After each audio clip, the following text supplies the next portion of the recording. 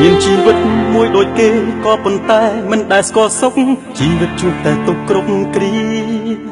ជាកម្មករក្នុងរោងចក្រខំរកប្រាំងដើម្បីអាហារលេងវាសនាខ្ញុំមិនដូចគេ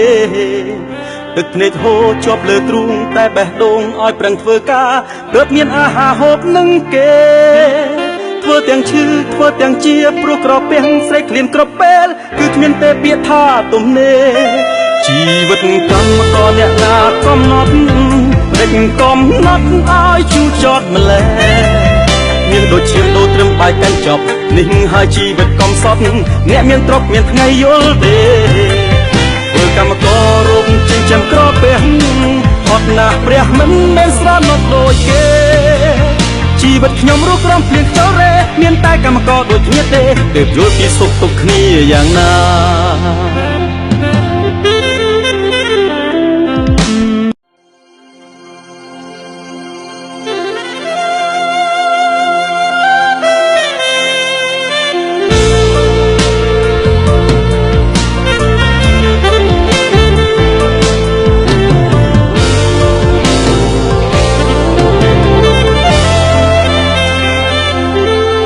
មានជីវិតមួយដូចគេក៏ប៉ុន្តែមិនដែលស្គាល់សុខជីវិតជួបតែទុក្ខគ្រប់គ្រាជាកម្មករក្នុងរោងចក្រខំរកប្រាំងដើម្បីអាហារលេងវាសនាខ្ញុំមិនដូចគេ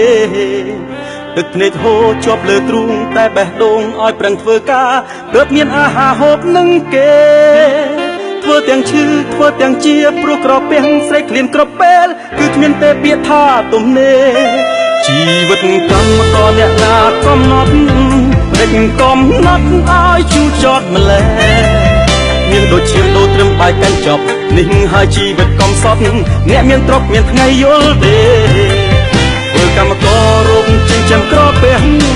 អត់ណាស់ព្រះមិនមែនស្រណុកដូចគេជីវិតខ្ញុំរស់ក្រំភ្លៀងចោរេមានតែកម្មករដូចគ្នាទេទើបយល់ពីសុខទុក្ខគ្នាយ៉ាងណា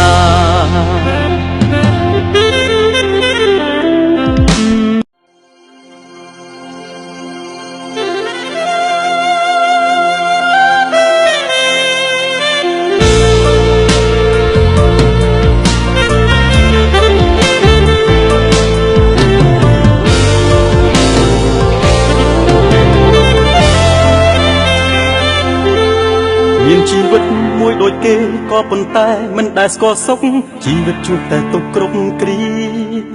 ជាកម្មករក្នុងរោងចក្រខំរកប្រាំងដើម្បីអាហារលេងវាសនាខ្ញុំមិនដូចគេ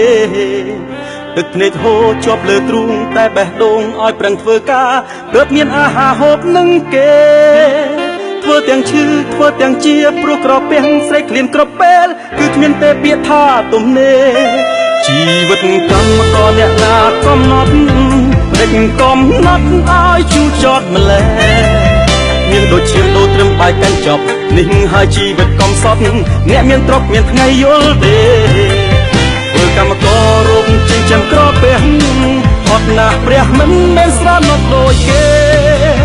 ជីវិតខ្ញុំរស់ក្រំភ្លៀងចោរេមានតែកម្មករដូចគ្នាទេទើបយល់ពីសុខទុក្ខគ្នាយ៉ាងណា